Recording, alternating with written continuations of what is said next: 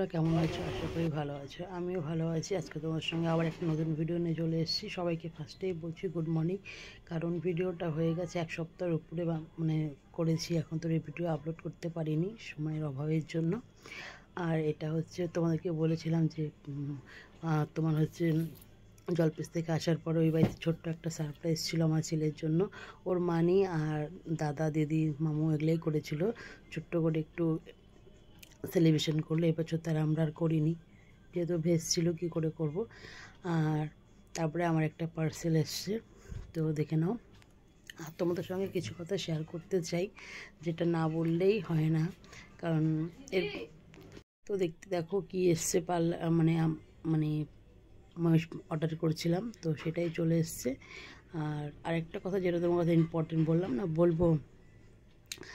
আচ্ছা, আমার পার্লারে কি হচ্ছে না হচ্ছে, কাজ হচ্ছে কি না হচ্ছে, তো এরকম জিজ্ঞেস করছে।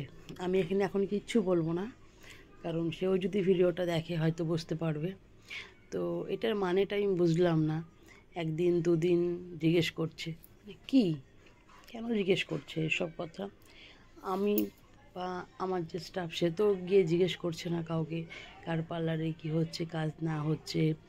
বা এমনও একটা কথা এখন বলবো, যেটা হয়তো শুনে তোমরা হয়তো অবাক হয়ে যাবে, যে আমার স্টাফকে বলছে যে হলো মানে কি ও যদি স্ট্রেটনিংয়ে কাস্টমার দিতে পারে তাকে কিছু অ্যামাউন্ট দিবে। তো এই ধরনের কথা আমার কানে এসছে। আমি আর কিছুই বলতে চাই না। তো যেই এগুলো করছো বন্ধ করে দাও, কারণ এসব করে কি হবে বলো? আর মানে কথাটা শুনে আমি এতটাই খারাপ লাগছে। মানে এসব জিজ্ঞেস মানে আমার স্টাফকে ধরে এটা ওটা বলা কি মানে? সেখানে তুমি তোমার পরিচয়টা দিয়ে দিলে, আমাকে এক্সট্রা করে তোমার পরিচয় খুঁজতে হলো না, কিন্তু যেই এই কাজগুলো করছো, তো আর কিছু বলার নেই। আর তো প্লিজ এসব খোঁজখবর নিয়ে কি হবে? ভগবান যার যেটা কপালে লিখেছে সেটাই হবে। আজকে যদি আমার পার্লারে 5টা কাস্টমার আসে, বা যে বলেছে তার পার্লারে 50টা আসে, এটা ভগবানের উপরে। আমি ভগবানকে সবসময় বিশ্বাস করি। রাস্তা এদিক দিয়ে যেতে হবে বাবা। এই যে স্পটটা, এখানে এর নাম কি গো স্পটটার? এই হচ্ছে ব্রিজ, আর এই হচ্ছে স্পট, আর এখানে হচ্ছে আমরা।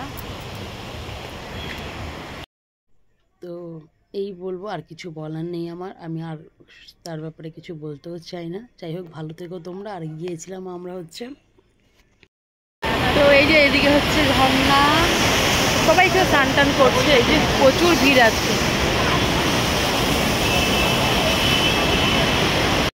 15 আগস্টে গিয়েছিলাম আমরা হচ্ছে ঘুরতে। তো এই জায়গাটা অ্যাকচুয়ালি নাম জানি না, এটা রোহিণী দিয়ে এসে ডান দিকে একটা ঢালু টাইপের আছে, যেখানে একটা নতুন রিসোর্ট বেরোয়েছে, যেখান থেকে সুইমিং পুলটার পাহাড় দেখা যায়। ওই রাস্তাটা দিয়ে সামনেই, খুব সুন্দর জায়গা। আর এত ভিড় ছিল সেদিন, আর এখানে ঢুকতে টাকা নিচ্ছিল 30 টাকা না 20 টাকা করে নিচ্ছিলো। আমি আর ঢুকিনি, যেহেতু এত ভিড় ছিল, ঢুকেও বা কী করবো, এর জন্য আমি আর ঢুকিনি। তারপরে আমরা চলে গেলাম এখান থেকে বেরিয়ে অন্যদিকে। আর তাকে বলছি সব কিছু বন্ধ করে দাও, এসব একদম করা ভালো না। তোমরা ভালো থেকো, আমাদেরকে ভালো থাকতে দাও।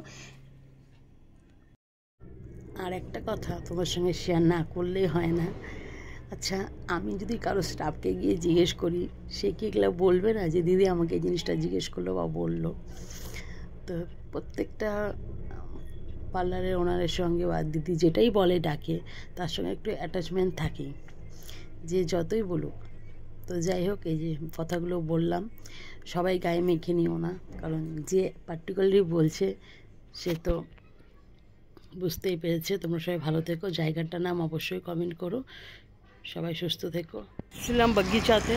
আসো আসো, এই যে রেস্টুরেন্ট, পাহাড় এদিক দিয়ে, এই যে আমাদের গাড়ি। আর এখন আমরা চলে যাচ্ছি।